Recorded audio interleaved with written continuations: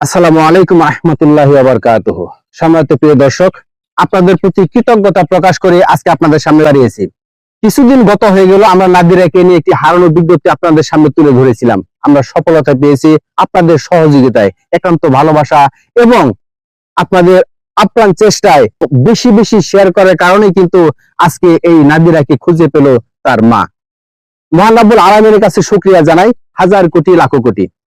এই মায়ের সাথে যখন দেখা হয়েছিল, ওই দিনকার তার চেহারা আর আজকে তার হাস্যোজ্জ্বল চেহারা, দুই চেহারার মধ্যে তফাৎ অনেক। তো আমরা বেশি কথা না বাড়িয়ে, আমরা যেহেতু তাকে খুঁজে পেয়েছি, সেই জন্য তার মার সাথে আমরা একটু কথা বলবো, তার অনুভূতি জানার চেষ্টা করব। তো আল্লাহ তাআলা আল মেহেরবান, আল্লাহ আপনার কুলকে আবার পূর্ণতা করে দিয়েছে, আপনার আদর ধন আপনার বুকে ফিরিয়ে দিয়েছে। তো সেই আদরের ধনকে বুকে পেয়ে আপনার অনুভূতি একটু দর্শকদের জানান। আল্লাহর কাছে লাখো শুক্রিয়া। আমার দীর্ঘ বিশ্বাস ছিল এখানে নিউজ দেওয়ার পর আমি পাবো। তো আল্লাহ আপনারা নিচে ইল্লা আমি পাইছি। আল্লাহ আমার দীর্ঘ বিশ্বাস আল্লাহ কবুল করছে।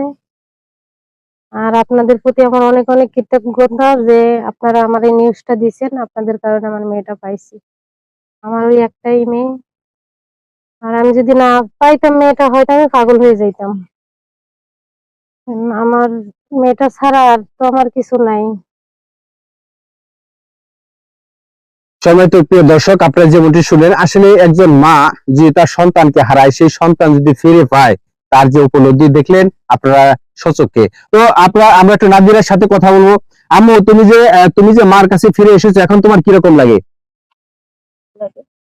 আলহামদুলিল্লাহ। তো এরপরে পৃথিবীতে মার চেয়ে আপন আর কেউ হয় না। সবচেয়ে প্রিয় দেবী, সবচেয়ে আপনজন হলো মা।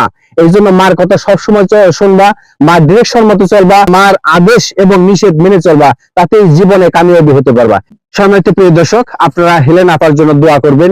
এই বিধবা অসহায় মা তার এই সন্তানকে নিয়ে যাতে বাকি জীবনটা সুখে এবং শান্তিতে বসবাস করে, সেই আশাবাদ ব্যক্ত রেখে আপনারা যারা ভিডিওটি বেশি বেশি শেয়ার করেছেন, আপনাদের প্রতি আবারও কৃতজ্ঞতা প্রকাশ করে বিদায় নিচ্ছি গাজীপুর ন্যাশনাল পক্ষ থেকে। সবাই ভালো থাকবেন, সুস্থ থাকবেন এবং সুন্দর থাকবেন।